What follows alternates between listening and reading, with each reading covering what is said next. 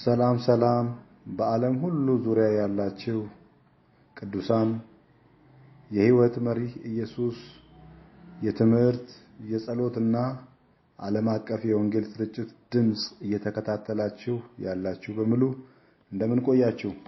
እኔ ደህና ነኝ። ጌታ ኢየሱስ ይባረክ። ትላንትና ደግሞ እየተማማርን ቆይተን ነበር። ከዚያ ደግሞ ያው እንግዲህ ዛሬም ወደፊታችሁ ቀርቤያለሁ። ትላንት እየተማማርን ከነበርንበትና ከደረስንበት ቦታ ላይ ቀጥታ የምንቀጥል ይሆናል። ያቆምነው ትላንት በነበረው ወንጌል እንዲዳረስ ለዓለም ሁሉ ወንጌል እንዲዳረስ በአስቸጋሪ ቦታዎች እንዲገባ የክርስቶስ ወንጌል ተልእኮ ተግባራዊ እንዲሆን ይሄንን ለማድረግ እየተሰራ ያለ ሁኔታ አለ። ይሄን ደግሞ ለማድረግ እያንዳንዱ ክርስቲያን ኃላፊነት እንዳለበት የተገነዘብንበት ወይም ደግሞ ተናገርንበት ሁኔታ አለ።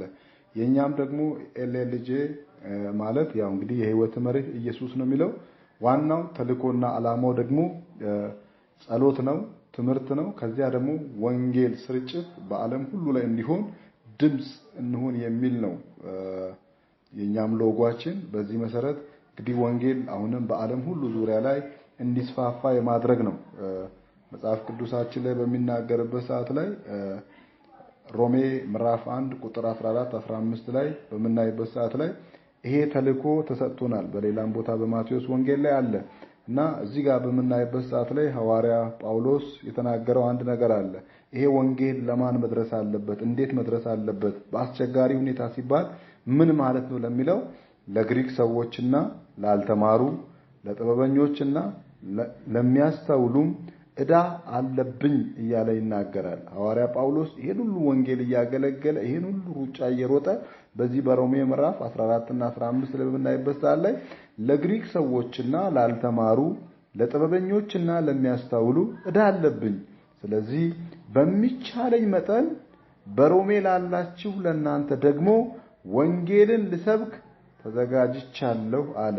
እስቲ ዛሬ ወንጌልን ልሰብክ ተዘጋጅቻለሁ የሚል ሰው ተዘጋጅቻለሁ እያለ ኮሜንት ሴክሽን ላይ እየጻፈ ወንጌልን ልሰብክ ተዘጋጅቻለሁ መልእክተኛ እኔ ነኝ የሚል ሰው አሜን እያለ ተዘጋጅቻለሁ እያለ ኮሜንት ሴክተሩ ላይ እየጻፈ ይሄድ። ከዚህ በኋላ ይሄንን ድምጽ እየሰማ ይሄንን መልእክት እየጻፈ በሚሄድበት ሰዓት ላይ እግዚአብሔር አምላክ ስለሱ ይቆማል። ትላንትና ስለ ጳውሎስ የቆመ እግዚአብሔር፣ ትላንትና ስለ ጳውሎስ የተሟገተ እግዚአብሔር፣ ትላንትና ጳውሎስን በልዩ ክብር ያሻገረ እግዚአብሔር አሜን እያላችሁ ኮሜንት ሴክሽን ላይ እየጻፋችሁ ሂዱ።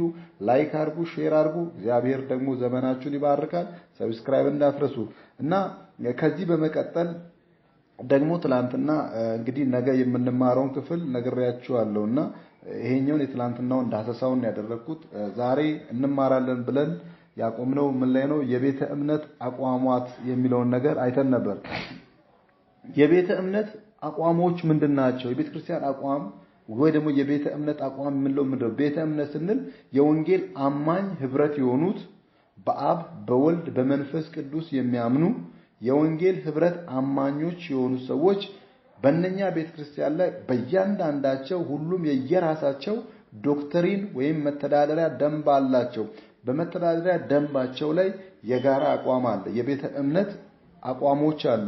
ከነኚህ የቤተ እምነት አቋማትን ማወቅ ለምን አስፈለገ ካላችሁ ቀጣይ ለምንማረው ትምህርት ቤተ እምነታችን የራሱ አቋም አለና ቤተክርስቲያን የቤተ እምነትን አቋም እያንዳንዱ አማኝ ማወቅ ስላለበት ነው በጥቂቱ ለማስተማር የፈለኩ። ከዚህ ትምህርት መነሻ ያደርጋችሁ እንዴት ነው የኛ ቤተክርስቲያን ይሄ አቋም አለው እንዴ? ይሄ አቋም የለውም እንዴ? እንዴት ነው ግን የኛ ቤተክርስቲያን አቋማችን ምን ይመስላል የሚለውን ነገር ዲፕሊ ገብታችሁ የእያንዳንዱ ቤተክርስቲያኖቻችን መሪዎችን፣ መጋቢያኖችን፣ ወንጌላዊያኖችን በመጠየቅ መረዳት እንድትችሉ ጭምር ነው። እያንዳንዱ ቤተ እምነት የራሱ አቋሞች አሉ። ከአቋሞች መገለጫ ይሆን ዘንድ እኔ አንድ አምስቱን አቀርብላችኋለሁ። አንደኛ በመላእክት መኖር ቤተ እምነቶች ያምናሉ በዚህ አቋም። ሌላው በእግዚአብሔር መኖር ይሄ የቤተ እምነት አቋም ነው። ሶስተኛው በስላሴ አንድነት አብ፣ ወልድ፣ መንፈስ ቅዱስ አንድ አምላክ እንደሆነ በዚህ ደግሞ ያምናሉ። ሌሎች ደግሞ በሌላ የሚያምኑ አሉ። እኛ ግን የወንጌል አማኞች የምናምነው በስላሴዎች አንድነት ነው። እንደገና ደግሞ እነኚህ የወንጌል አማኞች የራሳቸው አቋም ምንድነው? በሰይጣን መኖር ያምናሉ። ሰይጣን አለ የለም አለ። ከሰይጣን ሐሳብና ፈቃድ ጋር እንዴት ሆነን መኖር አለብን የሚለውን በትክክል ያስተምራል። የሰይጣን መኖርን ካወቀ ከሰይጣን ህብረትና አንድነት ደግሞ እንዴት መለየት አለብን የሚለውን የጋራ አቋም ይዘን እንድንሄድ ያደርጋል። ሌላው በኃጢአት መኖር፣ ኃጢአት አለ፣ ዛሬም አለ፣ ትላንትም አለ፣ ነገም የሚቀጥል ነገር ነውና በዚህ ላይ ቤተ እምነት አቋም የጋራ አላቸው የሚለውን ነገር ለማሳሰብ ነው። እና ስለ ቤተ እምነት አቋም ይህን ያልካልን ጠቅላላ የምዕራፍ 1 ላይ ያለውን ሐሳብ ስንመለከት ብዙ ሐሳቦችን ትላንትና እንግዲህ ያብራራው ሁኔታ አለ። ነገር ግን ጠቅላላ ሐሳቡን ስንመለከት ሐዋርያ ጳውሎስ የተናገረው ነገር አለ። በሮም ላሉ አሕዛቦች እግዚአብሔር ለማይረባ አእምሮ አሳልፎ እንደሰጣቸው የሚናገር ምዕራፍ እንደሆነ ነው። በሮም ላሉ አሕዛቦች ነው እና እግዚአብሔርን መስማት እንቢ ባሉ ቁጥር በራሳቸው ሐሳብ በሄዱ ቁጥር ሁሉ እንኳን ምንድነው አእምሮአቸውን ለማይረባ አእምሮ አሳልፎ ሰጣቸው የሚለው ነገር አለ። ሌሎችን እንግዲህ ስለ ጳውሎስ ምንነት አመጣጡነቱን ከምዕራፍ 1 ጀምሮ ያለውን በዛ ልክ አይተናል። ግን ለአሕዛቦች ደግሞ ሐዋርያ ጳውሎስ የተናገረው ጠቅላላ ሐሳቡን ስንመለከት ለማይረባ አእምሮ አሳልፎ እንደሰጣቸው የሚናገር ክፍል ነው። ይህን ያልካልን አሁን ከዚህ በኋላ በጣም መፍጠን አለብን። ምዕራፍ 1ን ትላንትና በሰፊው ስላየን ነው። ምዕራፍ 2 ላይ ያለውን ደግሞ በምንመለከትበት ሰዓት ላይ ምዕራፍ 2 ላይ ቁጥር 7 ያለውን ክፍል እንመለከታለን። በጣም የሚገርመው ነገር ከምዕራፍ 6 ጀምሮ ያለውን በምናይበት ሰዓት ላይ እርሱም ለእያንዳንዱ እንደየሥራው ያስረክበዋል በበጎ ሥራ መጽናናትን ምስጋናንና ክብርን የማይጠፋንም ሕይወት ለሚፈልጉ የዘላለም ሕይወት ይሰጣቸዋል። በቃ ምዕራፍ 2ን በምናይበት ሰዓት ላይ ጠቅላላ ሐሳቡ እዚች ጋር ነው መቋጫ ሆኖ የሚያልቀው። ጠቅላላውን እናንተ ማየት ማንበብ ትችላላችሁና ምዕራፍ 2ን በምናይበት ሰዓት ላይ ቁጥር 6 እስከ 7 ባለው ላይ ይጠቃላል እና ስለምንድነው የሚያወራው ማለት ነው? ስለ ዘላለም ሕይወት ይሰጣችኋል። ከእርሱ ጋር ካላችሁ እርሱ የምትፈልጉ ከሆነ እንደሱ ሐሳብ በጎነት የምትንቀሳቀሱ ከሆነ ምን አላችሁ ማለት ነው? የዘላለም ሕይወት አላችሁ ብሎ ይናገራል። ከዚህ ጋር ደግሞ አያይዞ እንዲህ የሚል ቃል አለ። ለአመፃ ለሚታዘዙት ይላል። ለአመፃ ለሚታዘዙት፣ ለእውነት ደግሞ ለማይታዘዙት። ለአመፃ አንድ አማኝ ለአመፃ መታዘዝ የለበትም፣ ለእውነት ደግሞ መታዘዝ አለበት። ነገር ግን እዚህ ጋር ያሉትን አሕዛቦችን በምንመለከትበት ሰዓት ላይ እንዲህ አይነት ነገር ነው ያለው። ለአመፃ የሚታዘዙ ናቸው፣ ለእውነት ደግሞ የማይታዘዙ ናቸው።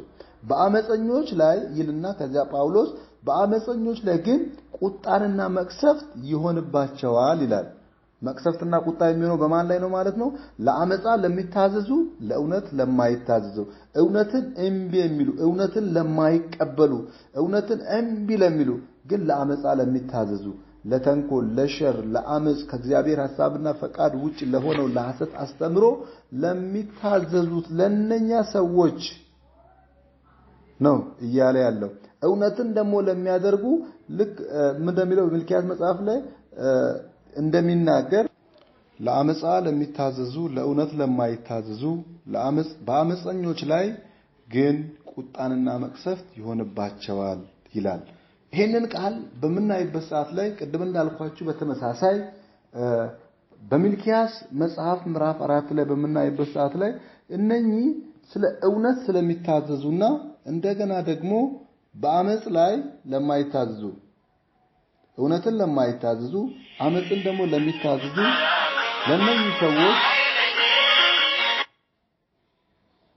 ለነኚህ ሰዎች በዚህ ስፍራ ላይ የተቀመጠ አንድ ቃል አለ። እንዲህ የሚል ድንቅ ቃል አለ። ጌታ ይባረክ። እነሆ ምዕራፍ 4 ላይ እንደ ምድጃ እሳት የሚነድ ቀን ይመጣል። ትዕቢተኞችንና ኃጢአትን የሚሰሩት ሁሉ ገለባ ይሆናሉ። የሚመጣውም ቀን ያቃጥላቸዋል፣ ስርንና ቅርንጫፍንም አይተውላቸውም ይላል የሰራዊት ጌታ እግዚአብሔር። ነገር ግን ስሜን ለምትፈሩ ለእናንተ የጽድቅ ፀሐይ ትወጣላችኋለች፣ ፈውስም በከንፈሮቿ ውስጥ ይሆናሉ። እናንተም ትወጣላችሁ፣ እንደ ሰባ አንበሳም ትፈነጫላችሁ። በምሰራበትም ቀን በደለኞች ከእግራችሁ ጫማ በታች አመድ ይሆናሉ፣ እናንተም ትረግጧቸዋላችሁ ይላል የሰራዊት ጌታ እግዚአብሔር። ክብር ለኢየሱስ ይሁን። እና በዚህ ስፍራ በምንመለከትበት ሰዓት ላይ ሁለቱን ነገር ነው እያስቀመጠ ያለው። ለአመጽ ለሚታዘዙ፣ ለእውነት ለማይታዘዙ ሰዎች እንዲህ ነው የሚሆነው። ስለዚህ ምዕራፍ 2 ላይ እየተናገረ ያለውን ቃል ከሚልክያስ ጋር ያገናኙት ለምንድነው? ለእውነት እንታዘዝ፣ ለአመጻ ደግሞ አንታዘዝ፣ አመጻን እንተው የሚለውን ነገር በዚያ ልክ ይዘን እንሻገራለን። ቀጥታ አሁን ምዕራፍ 3ን በምናይበት ሰዓት ላይ ምዕራፍ 3ን ያለውን ሐሳብ በምንመለከትበት ሰዓት ላይ ጠቅላላ ስለ አይሁዶች እንጸድቃለን ብለው ስለሚያምኑ ስራ የሚያወራ ነው። ምዕራፍ 3 በምናይበት ሰዓት ላይ አይሁዶች እኛ የምንጸድቅበት መንገድ የጽድቅ መንገዳችን ይሄ ነው ብሎ የሚናገሩበት ሁኔታ ነው ያለው። እኛ የምንጸድቅበት የጽድቃችን መንገድ ይሄ ነው ብለን ያመንበት አለ፣ አይሁዶች ያመኑበት አለ፣ አሕዛቦች ያመኑበት አለ፣ ቡዲዝምን እምነት የሚከተል ሌላን እምነት የሚከተሉ ሁሉም እያንዳንዳቸው የራሳቸው መንገድ አለ። ነገር ግን ሮሜ ምዕራፍን 3 ላይ የአይሁዶች የጽድቅ መንገድ የሚሉት ምን ነው ማለት ነው? ፎከስ የሚያደርጉት በብዛት የሕግ ስራን ነው። በቃ ለኛ ለመዳናችን መንገድ የሚሆነው የሕግ ስራን ነው። ይሄንን ብናደርግ እንጸድቃለን ብለው የሚያምኑበት ሁኔታ ነው ያለው። ያዕቆብ ላይ ማየት የምንችልበት ሁኔታ ነው የሚለው እግዚአብሔር ያዘጋጀው የጽድቅ መንገድ ግን እምነት ነው። የሰው ልጅ እንዲድኑ እንዲጸድቁ እግዚአብሔር ያዘጋጀው መንገድ ምንድነው? ማመን ነው። በቃ ልክ ክርስቶስ ኢየሱስን እንደ ግል አዳኞቻችን አድርገን ስናምን የዘላለም ሕይወት ይሰጠናል፣ ጸድቀን እንቀራለን ማለት ነው። ሌሎች ሁሉ አክሊል እንድናገኝ የሚያደርጋቸው ስራዎች እንጂ እንድንጸድቅ የሚያደርግ ነገር አይደለም። የምንጸድቀው በእምነት ነው የሚለውን በደንብ ያዙ። ከያዕቆብ ጋርም በኋላ አብረን የምናየው ስለሚሆን ሌላው ደግሞ ያለ ሕግ ስራ የተገለጠው ኢየሱስ ይባላል።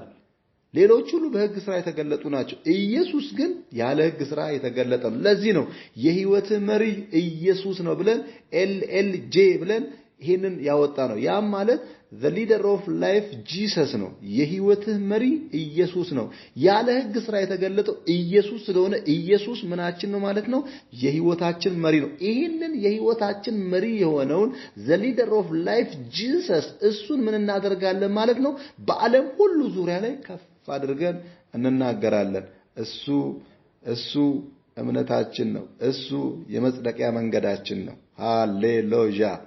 ሌላው ያለ ሕግ ስራ የተገለጠው ለሁሉም ሰው የተገለጠው ጽድቅ ኢየሱስ ብቻ ነው። በቃ ያለ ሕግ ስራ የተገለጠው ለሁሉም ሰው፣ ለአይሁድ፣ ለግሪክ፣ ለሁሉም የተገለጠው ጽድቅን ያደርግ የተገለጠው ማን ነው ማለት ነው?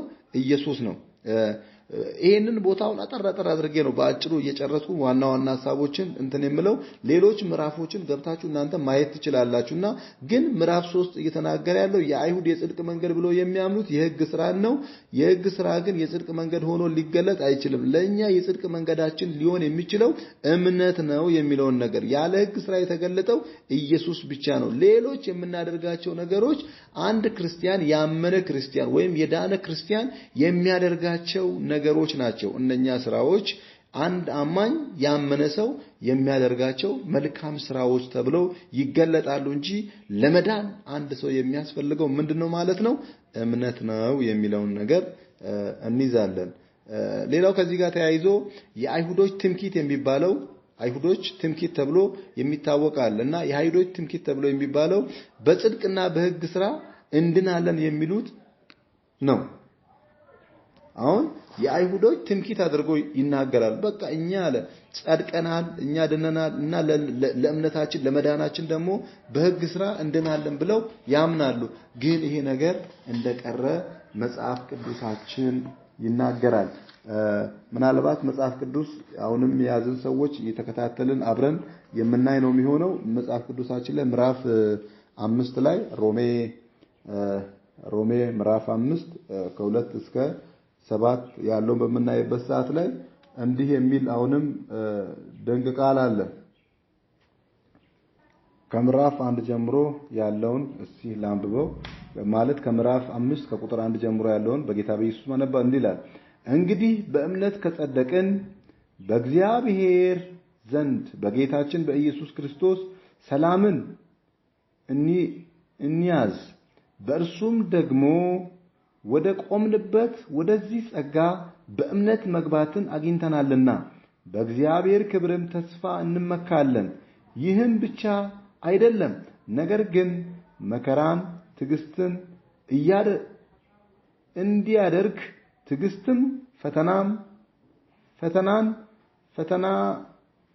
ፈተናም ተስፋን እንዲያደርግ እያወቅን በመከራችን ደግሞ እንመካለን። በተሰጠንም በመንፈስ ቅዱስ የእግዚአብሔር ፍቅር በልባችን ስለፈሰሰ ተስፋ አያሳፍርም። ገና ደካሞች ሳለን ክርስቶስ ዘመኑ ሲደርስ ስለ ኃጢአታችን ሞቷልና፣ ስለ ጻድቅ የሚሞት በጭንቅ ይገኛል፣ ስለ ቸር ሰው ግን ሊሞት እንኳን የሚደፍር ምን አለባት ይገኝ ይሆናል የሚል ነገር አለ። አሁን እዚህ ጋር በመናይበት ሰዓት ላይ ቀርቷል። በቃ ሁሉ ነገር ቀርቷል። እነሱ ቅድም ያሉት ነገር ቀርቷል ያለው ነገር ምንድነው? ቅድም እንደተናገርነው የአይሁዶች ትምክህት የሚባለው በጽድቅና በሕግ ስራ እንድናለን የሚለው ቀርቷል። መቅረቱን የሚያረጋግጥልን ሮሜ ምዕራፍ 3 ላይ ያለው ከቁጥር 5 ምዕራፍ 3 ከቁጥር 5 ጀምሮ ያለው በመናይበት ሰዓት ላይ ያ እንደቀረ የምናይበት ክፍል ነው። ጌታ ይባረክ። ኢየሱስ ጌታ ነው።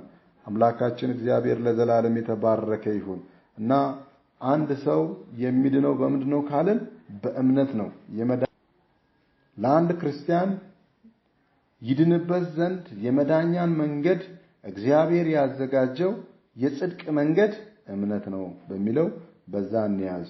ሌሎች ሁሉ ምንድናቸው ማለት ነው? ያመነ ወይም ደግሞ የዳነ ክርስቲያን የሚያደርጋቸው የዕለት ዕለት ተግባሮች እንጂ የመዳኛ ወይም ደግሞ የጽድቅ መለኪያዎች አይደሉም በሚለው በዛ እንይዛለን። ቀጥታ ወደ ምዕራፍ 4 ነው መንገባው። ምዕራፍ 4 ላይ ያለውን ክፍል የምዕራፍ 4ን ጠቅላላ ሐሳቦችን ለመናገር የግድ ወደ ኋላ ቅድም ወዳልናቸው አስተምሮቶች ይወስደናል። ወደ ምዕራፍ 3 ላይ ይወስደናልና ምዕራፍ 3 ላይ በነበረበት ሰዓት ላይ ሐዋርያ ጳውሎስ የተናገራቸው ነገሮች አሉ። ለመዳን እምነት ብቻ በቂ ነው ብሎ የተናገረውን እነኚህ አይሁዶች ደግሞ ሐዋርያ ጳውሎስ ለመዳን የሚያስፈልገው እምነት ብቻ ነው፣ ስራ አያስፈልግም ብሎ የሐሰትን ትምህርት አስተምሯል ብለው እንኳን የሚናገሩበት ሁኔታ አለ። ሐዋርያ ጳውሎስን የሚኮንኑበትና የሚናገሩበት ሁኔታ አለ። ለምን? ለመዳን የሚያስፈልገው እምነት ብቻ ሳይሆን ስራም ጭምር ነው እና ያስተማረን ነገር ሐሰት ነው ብሎ ስለሚናገሩ ከዛ ጋር ተያይዞ ይሄንን የሐሰት አስተምሮትን ለማስቀረት ሐዋርያ ጳውሎስ በምዕራፍ 3 ላይ የተናገረው ነገር ትክክለኛ ሐሳብ እንደሆነ እንዲታወቅ ተብሎ ምዕራፍ 4 የተጻፈበት ሁኔታ ነው። የምዕራፍ 4 የተጻፈበት ዋና ዓላማው ይሄ ነው። እንደውም ሐዋርያ ጳውሎስ ይህንን ካስተማረ በኋላ ከአይሁዶች አካባቢ ላይ አንዳንድ ጥያቄዎች ማንሳት ያነሱበት ሁኔታ አለ። የተለያዩ ሹክሹክታዎችም ነበሩ። ከነዚህም መነሻነት ነው ጥያቄዎችን ለማቅረብ ፈልገው ያሉበት ሁኔታ አለ። እንዴት ነው ጳውሎስ ይህን ነገር ሊናገር የቻለው? አንድ ሰው ለመዳን የሚያስፈልገው እምነት ብቻ ነው፣ ስራ አያስፈልግም ለምን ይላል? ይሄ መሆን የለበትም እኮ።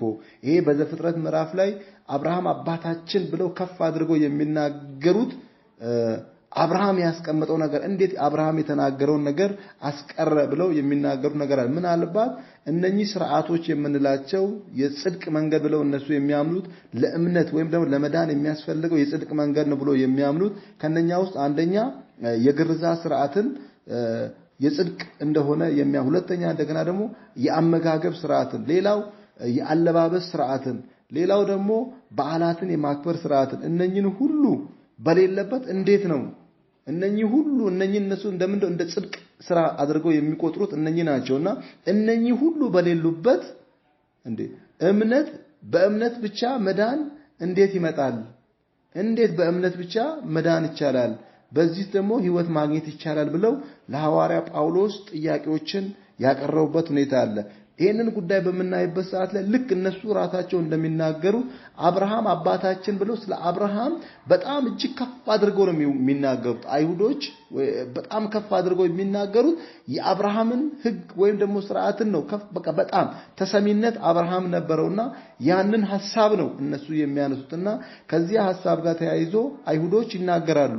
ይሁን እንጂ ቁጥር 3 ላይ በመናይበት ሰዓት ላይ አሁንም አብርሃምም ይላል አብርሃምም ምዕራፍ 4 ቁጥር 3 ላይ አብርሃምም አመነ ይልና ጽድቅም ሆኖ ተቆጠረለት ይላል። አሁን እዚህ ጋር አብርሃምም አመነ ጽድቅም ሆኖ ተቆጠረለት ካለ ቀደም እነሱ የጽድቅ መንገዶች ወይም ደግሞ ስራዎች ናቸው ብሎ ያመኑት ነገሮች የግርዛት ሥርዓት፣ እንደገና የአመጋገብ ሥርዓት፣ የአለባበስ ሥርዓት፣ በዓላትን የማክበር ሥርዓት እነኚህን ሁሉ እነሱ ከፍ አድርገው የሚናገሩት አብርሃም ያንን ነገር ተወና እዚህ ጋር መጥቶ ሲናገር አብርሃምም አመነ ብሎ ጽድቅም ሆኖ ተቆጠረለት ከተባለ እነኚህ ነገሮች የጽድቅ መንገዶች ሳይሆን አንድ አማኝ ያመነ ጌታ ኢየሱስ ክርስቶስ እንደ ግል አዳኝ አድርጎ የተቀበለ ሰው ዴይ ቱ ዴይ ማድረግ ያለባቸው መልካም ስራዎች ናቸው። እነኚህ መልካም ስራዎች ደግሞ በአንድ ክርስቲያን ሕይወት ላይ ምንን ያመጣል ከተባለ አክሊልን እንድናገኝ ያደርጋል። ሽልማት እንድናገኝ የሚያደርጉ ነገሮች እንጂ ለጽድቅ ወይም ደግሞ ለመዳን ምክንያት አይደሉም የሚለውን በደንብ ልንይዝ ይገባል ማለት ነው። አብርሃምም አመነ ጽድቅም ሆኖ ተቆጠረለት ይላል። ዘፍጥረትን 15 እና 17 ቁጥር 4 አካባቢ ላይ በመናይበት ሰዓት ላይ ይሄንን ነገር ይናገራል።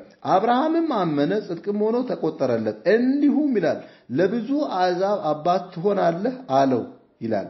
ለብዙ አሕዛብ ምን ትሆናለህ? አባት ትሆናለህ። እዚህ ጋር በመናይበት ሰዓት እንደገና ደግሞ የሮሜ መጽሐፍትን በብዛት ከሌሎች መጽሐፍት ጋር ይልቅ ከዘፍጥረት ጋር ማገናኘት ተገቢ እንደሆነ ይናገራሉ። ምክንያቱም ሮሜ ላይ የነበረው ስለ ጽድቅና ስለ ድነት፣ ስለ መዳን፣ ስለ ጽድቅ ስራ የሚናገረው ነገር ከዚህ ከዘፍጥረት ጋር ከነበረው አንድ ክርስቲያን ለመዳን ያኔ በዘፍጥረት ምዕራፍ ላይ በብሉይ ኪዳን ዘመን ላይ በነበረበት ሰዓት ላይ ለመዳን የሚያደርጋቸው የጽድቅ መንገዶች ተብለው እነኛ ነው።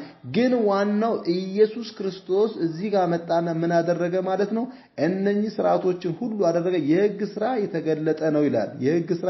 የሕግ ስራ ማን ነው ማለት ነው? ኢየሱስ ነው። ስለዚህ አንድ ሰው ኢየሱስን እንደ ግል አዳኝ አድርጎ አመነ በቃ ካመነ ምን ነው?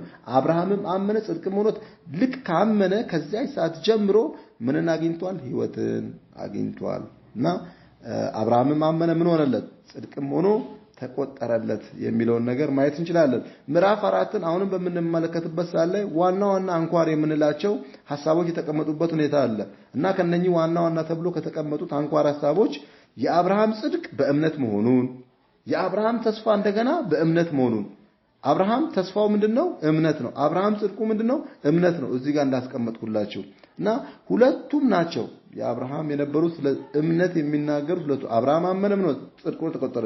የአብርሃምን ተስፋው ምንድነው? እምነት ነው። በእምነት ሰማይ ይገባል፣ አዲስቱን ኢየሩሳሌም እወርሳለሁ ብሎ ምን ያደርጋል? ተስፋ ያደርጋል። ከዛ በዛ የተነሳ ባመነው ልክ ያሰበበት ይደርሳል ማለት ነው። አብርሃምም ጳውሎስን ለምንድን ነው በአዲስ ኪዳን ዘመን ያመጣው?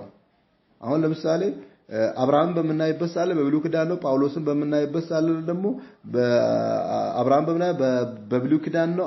ጳውሎስን በመናይበት ሰዓት ደግሞ በአዲስ ኪዳን ነው።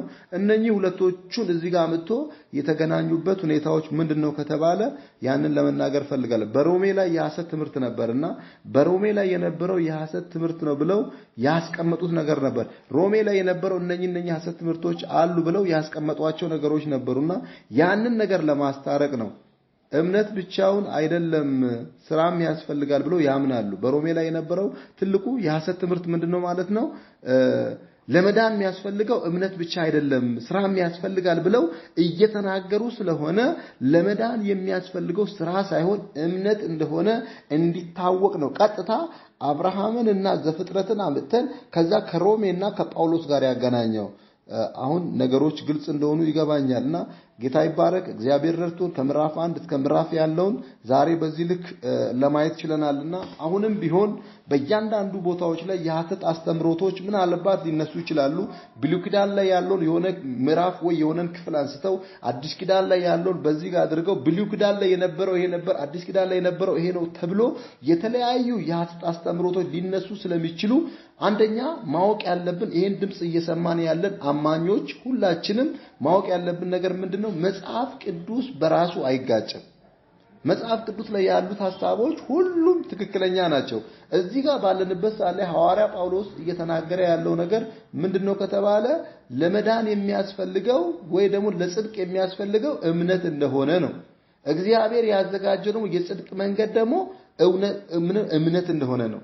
አንድ አማኝ ለመዳን የሚያስፈልገው የጽድቅ መንገድ ምንድነው ከተባለ እምነት ነው። እና በአዲስ ይሄ አዲስ ኪዳን ብሉይ ኪዳን የምንለው ለአዲስ ኪዳን ደግሞ ጥላ እንደሆነ ማወቅ አለብን። አሁን እየሰማን ያለን ጠቅላላ አማኞች አላማኝም ሌሎችም ከሆነን ይሄ ብሉይ ኪዳን ለአዲስ ኪዳን ጥላ ነው። ስለዚህ ሁለቱ ሐሳቦች አንድ ላይ ነው የሚሆነው። እዚህ ጋር ባለንበት በመናይበት ሳለ ቅድም እግዚአብሔር ያዘጋጀው የጽድቅ መንገድ ምንድነው ማለት ለእምነታችን እምነት ነው ማለት የጽድቅ መንገድ።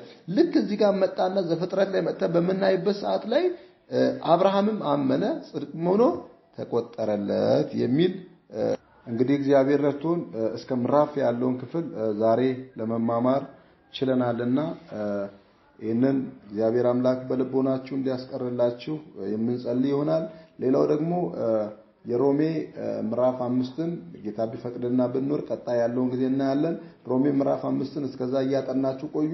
ሮሜ ምዕራፍ 5 በብዛት የሚያወራው ስለ ሕርቅና ሰላም የሚናገር ክፍል ነው። እምነት ከሕግና ከኃጢአት ተለይቶ እንዴት መሆን እንዳለበት፣ ሌላ ደግሞ ከጌታ ሰላምን መያዝ እንዳለብን ከጌታ ጋር ሰላምን መያዝ እንዳለብን የሚናገር ነው። እሱን ቀጣይ ባለው ጊዜ ላይ የምንማማርበት ሁኔታ ይሆናልና ስለዚህ ትልቁና ዋነኛው ዓላማ ይሄንን ትምህርት ተከታታይ ትምህርቱ በምንጀምርበት ሰዓት ላይ የሐሰት አስተምሮቶችን ለማስቀረት መታገል ነው ያለብንና አንድ ክርስቲያን አሁንም መልእክቴን እያጠቃለልኩ ነው ተያያዥነት ስላላቸው ነው። አንድ ክርስቲያን እግዚአብሔር ያዘጋጀለት የጽድቅ መንገድ እምነት እንደሆነ በትክክል ልንረዳ ይገባል። ያለ ሕግ ሥራ የተገለጠው ደግሞ ኢየሱስ እንደሆነ ማወቅ አለብን። ያለ ሕግ ሥራ የተገለጠው ለሁሉም ሰው የተገለጠው የጽድቃችን ማን ነው ማለት ነው? ኢየሱስ ነው ማለት ነው። በቃ ያለ ሕግ ሥራ የተገለጠው ሁሉን ነገር እንትን ብሎ የተገለጠልን ክርስቶስ ነው። ኢየሱስ ጌታ ነው። ሃሌሉያ! ጌታ ይባረክ። እግዚአብሔር ያዘጋጀልን የጽድቅ መንገድ ምንድነው ማለት ነው? እምነት ነው። አብርሃምም አመነ ጽድቅም ሆኖ ተቆጠረ ይላል። የአይሁዶች የጽድቅ መንገድ የሚሉት የሕግ ሥራ ነው። እነኚህ አይሁዶች የሚሉት የጽድቅ መንገድ የሕግ ሥራ የሚለው እሱ ተገቢነት የሌለው አስተምሮ ስለሆነ እሱን ትተን የጽድቅ መንገድ ምንድነው? እምነት ነው።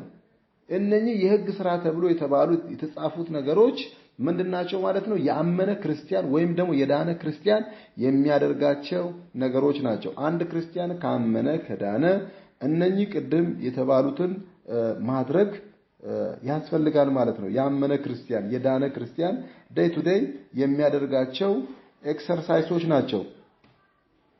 ጌታ ይባረክ። የረዳን እግዚአብሔር ለዘላለም ይባረክ። እንደገና ደግሞ ይህንን ቃል በምታዳምጡበት ሰዓት ላይ ይህንን ቃል በምትሰሙበት ሰዓት ላይ ሁሉ እግዚአብሔር አምላክ ልቦናዎቻችሁን ያብራላችሁ። እግዚአብሔር በነገር ሁሉ ይርዳችሁ። ይሄ የሰማችሁት ቃል ከናንተ ጋር በኢየሱስ ስም ይዋሃድ።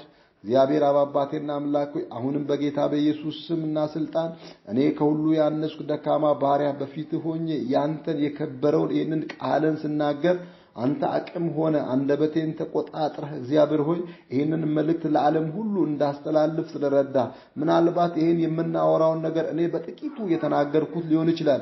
ይሄን ምናልባት ብዙዎች ደግሞ ምንም ነገር ላያውቁ ይችላሉ። ብዙዎች ደግሞ ከኔ ያለፈ በጣም የመነጠቀ ከባድ የሆነ ዕውቀት ሊኖራቸው ይችላል። እግዚአብሔር ሆይ አንድ ነገር ለምናለሁ ጌታ ሆይ ዕውቀት አላቸው የተባሉ ሰዎችም እንደገና ይሄንን ድምጽ ሲሰሙ ተጨማሪ ዕውቀት እንዲያገኙ እግዚአብሔር ከዚህ ቀደም ደግሞ ስለዚህ ስለ ሮሜ ትምህርት እንኳን ምንም የማያውቁ ካሉ ከዚህ ቀን ጀምሮ ሮሜ ማለት ምን ማለት እንደሆነ ሮሜ ለምን እንደተጻፈ ሮሜ ማለት እንዴት ነው የሚለውን ሮሜን ብቻ አይደለም የአዲስ ኪዳን ክፍል 2 ዳሳ ትምህርቱን ለምን አስፈለገ የሚለውን ከሐሰት አስተምሮ ለመጠበቅና ከዛ የኢየሱስን የበላይነትን ለማሳየት የተጻፈ እንደሆነ ሃሌሉያ ክብር ለኢየሱስ ይሁን ክብር ለኢየሱስ ይሁን ሁሉም አማኞች ጌታው ይሄን እንዲያውቁ አንድን ጸሎት ደግሞ በዚህ ሳስጸልይ ያለው ጌታ ኢየሱስ ሆይ ይሄን ድምጽ የሚሰማ ጌታ አንድ ነፍስ በኢየሱስ ስም እንዲድን ከሳተበት እንዲመለስ ከወደቀበት እንዲነሳ እግዚአብሔር አባቴና አምላክ አይምሮና ልቦናዎችን እንድትከፍት ምናልባት ባለማወቅ በተለያየ በሐሰት አስተምሮ አይምሮ ሁሉ የተጨናነቀ ካለ በሌላ በሐሰት ትምህርት ውስጥ ገብቶ ያለ እንደሆነ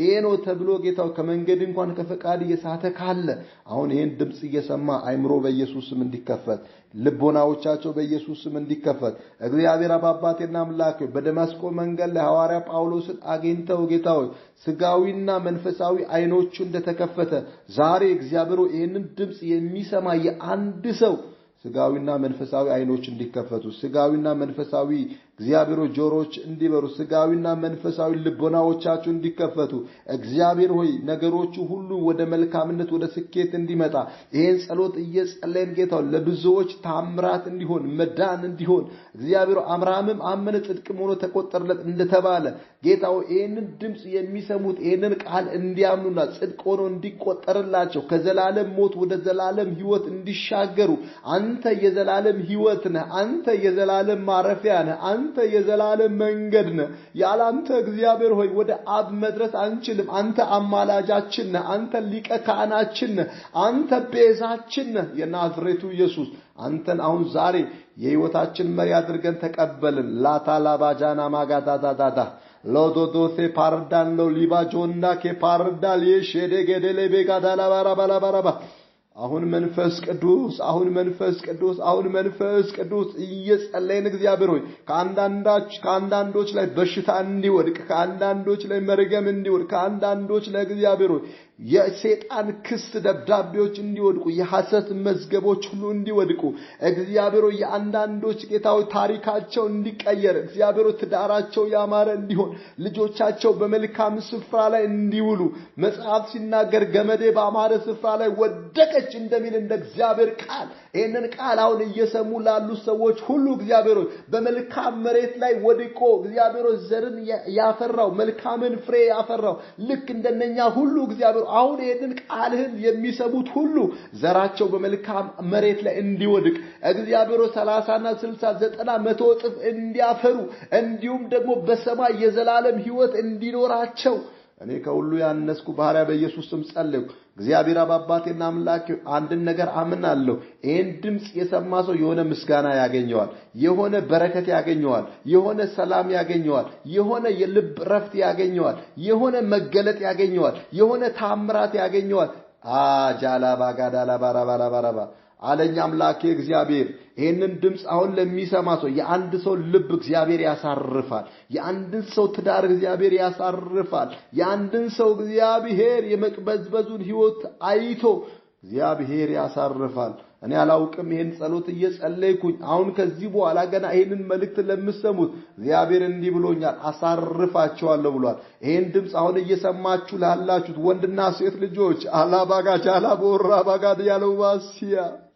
ማረፍ በኢየሱስ ስም ይሆናል ማረፍ በማንም አይገኝ ማረፍ በየትም አይገኝ ማረፍ የትም የለም ማረፍ ያለው በኢየሱስ ነው እረፍት ያለው በኢየሱስ ነው ሰላም ያለው በኢየሱስ ነው እጋብዛችኋለሁ ወደዚህ መንግስት እንድትመጡ ወደዚህ ህብረት እንድትቀላቀሉ ወደ ዘላለም ሕይወት እንድትመጡ ከዘላለም ጥፋት ወደ ዘላለም ሕይወት ከዘላለም ሞት ወደ ዘላለም እረፍት እንድትመጡ በጌታ በኢየሱስ ስም ጋብዝኳችሁ ይሄን ድምጽ እየሰማችሁ ልቦናዎቻችሁን እግዚአብሔር እንዲመልስ አይምሮቻችሁን እግዚአብሔር እንዲከፍትላችሁ በትንሳኤ ጉልበት ጸለይኩኝ እግዚአብሔር ሆይ ሁሉ ስለምታደርግ አመሰግናለሁ በመንማማረው ትምህርት መካከል ላይ ማንንም አይደለም ልጅህን ኢየሱስን አክብር እግዚአብሔር ይሄን ድምጽ ለሚሰሙት ሁሉ ደግሞ ጌታዊ በረከት ይሁን እግዚአብሔር ክብሩ ላንተ ይሁን ይሄን ስላደረክና አመሰግናለን ተባረክ ቀሪውን ሰዓት ሁሉ በእጅ ተረከብ በኢየሱስ ስም አሜን እና አሁንም በመጨረሻ የማሳስባላችሁ ምንድነው ማለት ነው ይሄንን ትምህርት አሁን ቀጥታ ላይቭ ገብተን ለማገልገል ስለፈለግን ሰብስክራይብ ማድረጋችሁን የደውል ምልክቱን መጫናችሁን ኮፒ ሊንክ ማድረጋችሁን ኮሜንት ሴክሽን ላይ ገብታችሁ መጻፋችሁን ላይክ ማድረጋችሁን እንዳትረሱ በጌታ ፍቅር አሳስባችኋለሁ።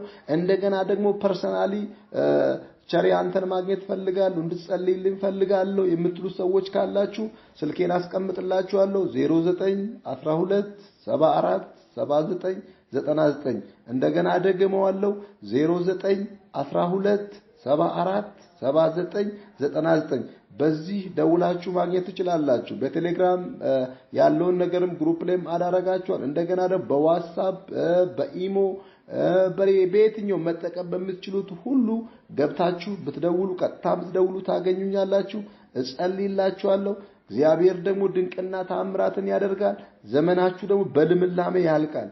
እኔ አምኜ ነው ወደዚህ ይሄንን ትምህርት ላስተምር የመጣሁት ዝም ብዬ አይደለም። እግዚአብሔር የረጅም ጊዜ ራእይ ሰጥቶኝ የረጅም ጊዜ እቅድ ነበር። በእግዚአብሔር ፊት እየጸለይኩ ከእግዚአብሔር ጋር እየተስማማሁ ከዛሬ 4-5 ዓመት በፊት የነበረ ራእይ ነው። እግዚአብሔር ዛሬ ይሄንን ጊዜ ሰጥቶ ይሄንን ቀጥል ብሎ ልቀጥል ወደፊታችሁ የመጣሁት አንድ ነገር አምናለሁ። እግዚአብሔር በህይወታችሁ ላይ ተአምራትን ያደርጋል። በእውነት ተአምራትን ያደርጋል። በጳውሎስ ህይወት ላይ ያለው ተአምራት በእናንተ ህይወት ይደገማል። ሃሌሉያ።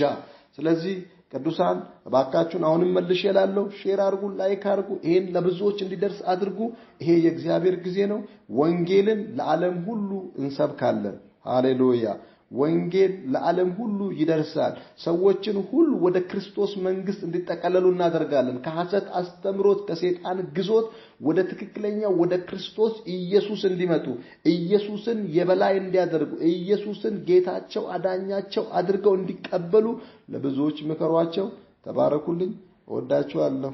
በሰላም ዋሉ።